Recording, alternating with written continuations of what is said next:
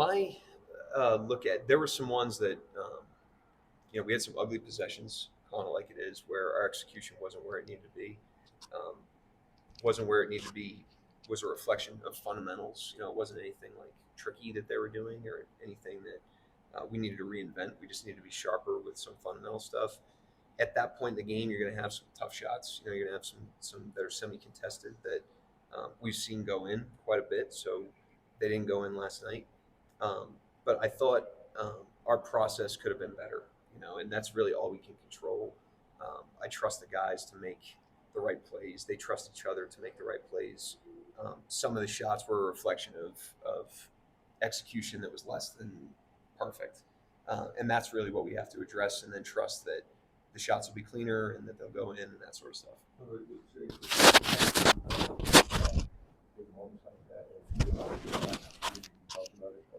He said, Is he wrong? he said in those moments when the game slows down, he comes out and he makes the shots and make the plays. Job of that. And how do you sense that you sort of grapple with what happened last night? Well, he's the man at that. I never worry about him there. He's about as consistent day to day, regardless of outcome, as anybody. And I think that's why he improves so much, because he has a ton of success and he continues to keep his head down. And when he fails, he takes it on the chin. He looks in the mirror. He improves from that as well, but he doesn't get too high or low ever. And then I thought, like I said, there's some process stuff on the offensive end of the floor where we had some possessions that were sloppy. Not many, but a couple.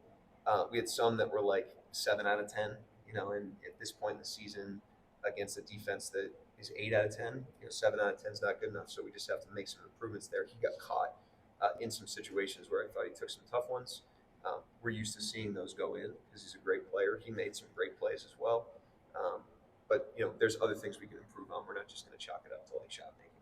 What do you mean when you're talking about the process offensively in those late tight situations? Obviously, game one and game two.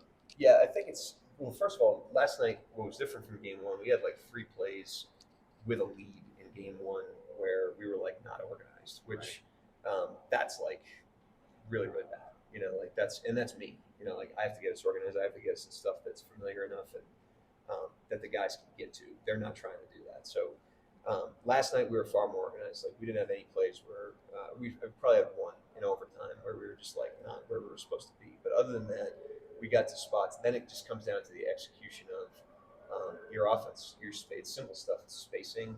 It's the screening relationships. It's spacing out of the screens, and then it's making the right play. When you have the advantages, and so that could all be a little bit better. It wasn't a 0 out of 10. Like I said, it's probably a 6 or a 7. Their defense was really good last night, and so was ours. And so offense wasn't easy for anybody last night, but there were controllable things that we just looked at that hopefully can loosen us up a little bit in those situations in